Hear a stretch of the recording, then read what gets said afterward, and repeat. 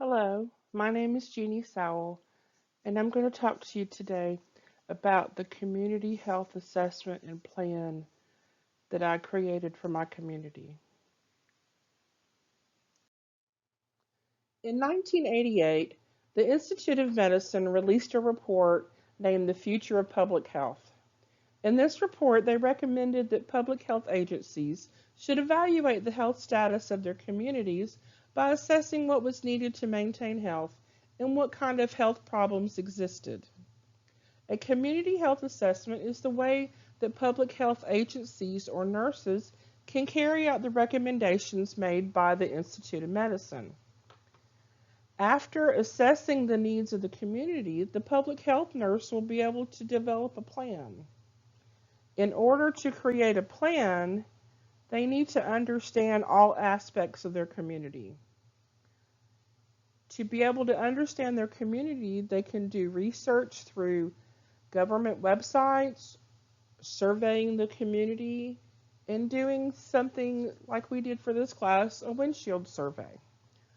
Once they gather all the data together, they create a written health assessment, and then they can create a plan.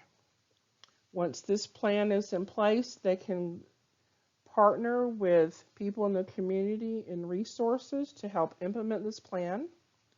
Once the plan is implemented, then they will come back and evaluate how good the plan is helping the community with their health. The first step to assessing a community is to define the community. The community that I chose to assess is the one that I live in, and it is Spalding County, located in Georgia. Spalding County is 40 miles south of Atlanta. The land in square miles is 196.47. The main city for the county is Griffin. The population is 66,100 people.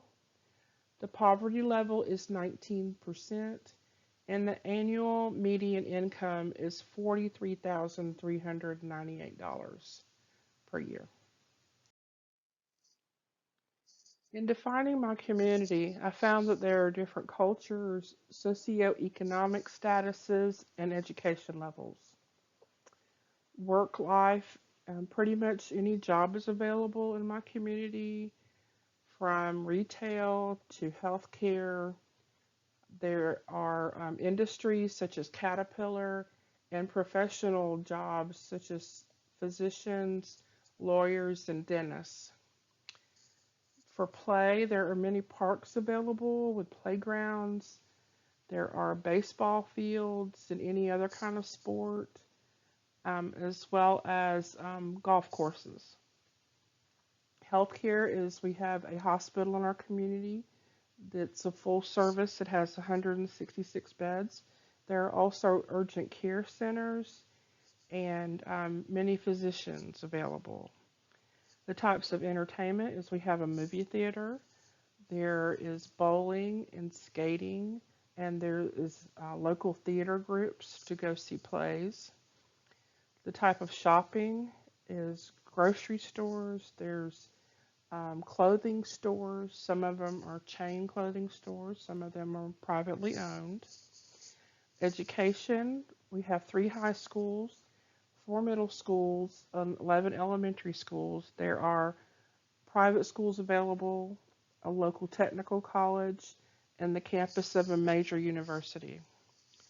A problem we have is that we do not have true public transportation. There is a company that provides transportation, but it's very limited. And then government, we have judicial government, and as well as a police department, a sheriff's department, and fire department and emergency services. When assessing Spalding County, I was able to look at it through a windshield survey.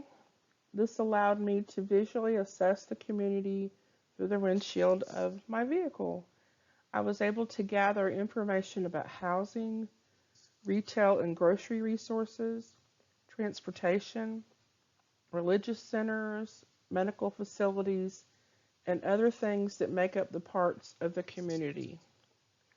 A person living here can find almost anything they need in this community except a children's hospital is not in Spalding County. If someone needed highly specialized care, they would have to go to Atlanta. And then on an entertainment level, if someone wanted to go see professional sports teams, they could not find that in Spalding County. To complete the community assessment, I compiled research from government websites and information gained from the windshield survey. I looked at the demographic structure of the population, the vital statistics, disease incidence and prevalence for leading causes of mortality, the health facilities that were available, and healthcare providers. After completing the community assessment based on the windshield survey and data gathered from government sites, I found areas that my community needs to improve. One is the lack of enough physicians in the community and that there is no true public transportation. Another thing I discovered is a potential problem with health literacy. I found that in my studies that the high school graduation rate is 62% and the poverty level is 19%. In a report about income and poverty in the United States, it says while other official poverty rates have decreased overall, the only group to increase in poverty rate were people 25 years and older who do not have a high school diploma. In addition, the Georgia Department of Public Health, in their community assessment from 2018, said that studies show that low income and lack of education influence health literacy negatively. Also, in that assessment, they had the 10 essentials of public health, and this was a survey of people in the community. Of the 10 things that were essentials of public health, the people ranked number 3 was to inform, educate, and empower people about health issues. Therefore, the thing I chose to do my project on was helping people with health literacy. The community partners for this project were Dr. Hall. He's one of our internal medicine doctors in this community. He was my community liaison. And then Cynthia Tidwell, RN, she is the county nurse manager. The resources that were available to me are the Spalding County Health Department and the Spalding County Collaborative. The developed community health diagnosis is that there's a risk of limited health-related knowledge among residents of Spalding County related to low health literacy. The devised community health plan is to create a pamphlet with reliable health information for the residents of Spalding County to help combat low health literacy. The proposed intervention for this community health plan is to create a pamphlet to help address health literacy. This pamphlet includes information about reliable websites, which include health information websites in foreign languages, information in a more simple format. In addition, there's information where people can go to access information if they do not have a smartphone or a computer or Wi-Fi. In addition, this pamphlet includes places in the community to receive low-cost health care and pharmacies, information about the Department of Public Health, suicide prevention phone numbers, helpful apps, which include information about foreign languages. Some of the apps have the ability to let the person take a picture with their smartphone of some health information in one language and it can be converted to another one. Or they can take a picture of written words and it can be converted into an audio and read to them. There's also a place to list medications and ways to access Medicare information concerning prevention. Here is a picture of the pamphlet that I created as my intervention. This is the outer page of the pamphlet. This is another picture of the pamphlet that I created about health information. This is the inner page of the pamphlet. Since it will be hard to evaluate if the people who received the pamphlets had an increase in health literacy, the way to evaluate it is to see if the pamphlets got out to the community.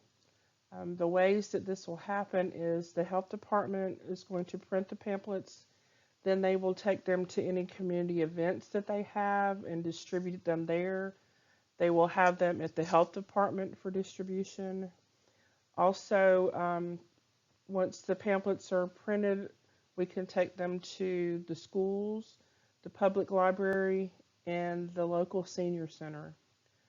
Today, I went to a Spalding County collaborative meeting and presented the pamphlet, and the collaborative authority is going to put it on their website. And I gave copies to someone from the United Way, and she was going to give them out also. And then I gave a copy to the community educator for the hospital. Defining the community is an important step for public health workers to be able to assess the health needs and health education needs of the community. A windshield survey and community assessment contribute to a written community assessment and plan. Based on the data from the health assessment by the Georgia Department of Public Health, the U.S. Census Bureau, and the Robert Wood Foundation, it seems that Spalding County needs health education, students to finish high school, and more healthcare providers. According to the United States Census Bureau, Spalding County has 19.9% poverty and 62% high school graduation rate. Studies show that low income and lack of education influence health literacy negatively. My hope is that this project about health literacy and reliable health information can help my community to have better health outcomes. This page is the references.